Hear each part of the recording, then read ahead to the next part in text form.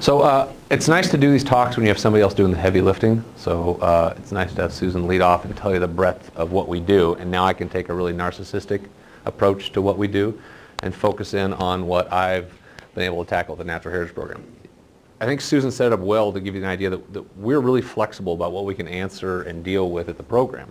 Because we're soft funded, is that we can work with some of our clients to have them ask questions that we think we can answer and help facilitate those. And a lot of these have been generated from those general inventories, and I'm probably getting ahead of myself.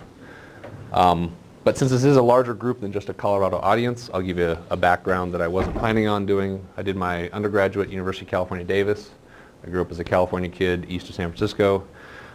Did my master's at Georgia, studying small mammals in areas that are managed for red-cockaded woodpeckers, which is the southeast version of the spotted owl. And during the time I was doing my undergrad, I spent my summers studying spotted owls in California and Olympic National Park in Washington.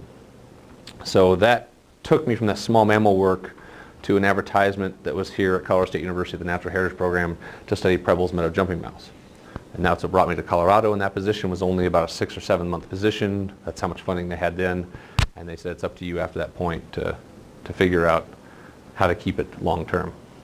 But this job has gotten me to areas of Colorado I'm quite certain I never would have seen if I didn't have this. And probably the only area that I haven't been able to explore is the northeast section. Question. All right. Preble's jumping mouse. What's your opinion on this?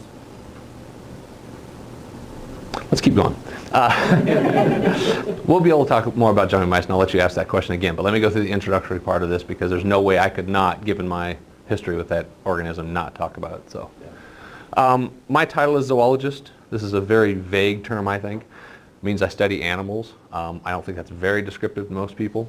What I've typically done is studied rare small mammals. So most of what I've done for the 18 years I've been here, and I've been working at one site for all those 18 years, is deal with Preble's meadow jumping mouse at the Air Force Academy. But it's allowed me to try and figure out avenues for studying another group of species I've really enjoyed, and that's bats. And I'll talk about some of those projects shortly. But I don't just deal with rare mammals. I've had an opportunity to deal with some game species. But the avenue I took in studying those was actually I studied you guys. I did a mark recapture on humans. I looked at population ecology and changes in the hunting population in Montana. But it was all in part to figure out what the funding window was going to look like in the future for conservation and management work. So anybody know the proportion of funding that comes from sale of elk and deer licenses in Colorado for all of wildlife management in the state of Colorado? 75. She hit it on the nose. 3/4 of all the money that's spent comes from the sale of elk and deer licenses in Colorado. It's a very similar framework in Montana. I had a relationship with somebody out there, and so they wanted to get an idea of how does this population change to figure out what's the funding resource for managing these, and these in Montana. Actually, not those. But I've been able to study things that don't have hair too. I've been able to work with our herpetologist who's been studying the largest population of boreal toads in the world here in Colorado. It occurs here in Colorado. That recently was diagnosed with chytrid fungus, and that's now changed.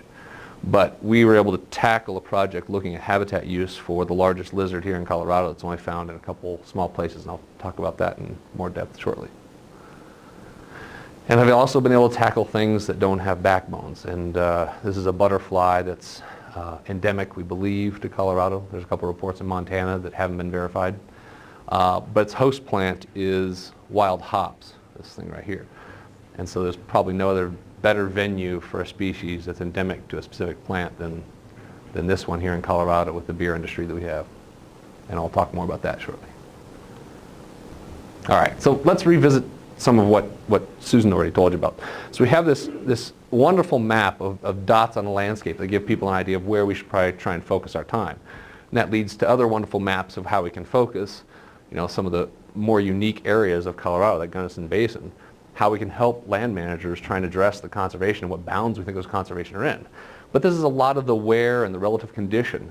The thing that I've kind of fallen in love with are these other questions that we don't often get to address. We really want to answer number 4 is how. What's happening with those trends?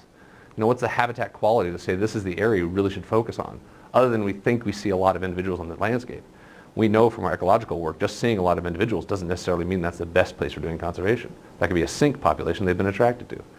So I've fallen in love with a lot of these questions and have been able to foster those or find partners that have interest in the same questions. And so my work and a couple of the zoologists' work and some of the botanists' work have been able to tackle some of these questions already, and I'll take you down a few of those projects. Won't be all of them, but this is going to be a less pretty section of the presentation, but a more data-driven. So you guys get bombarded by some numbers and no more pretty plant pictures. Sorry.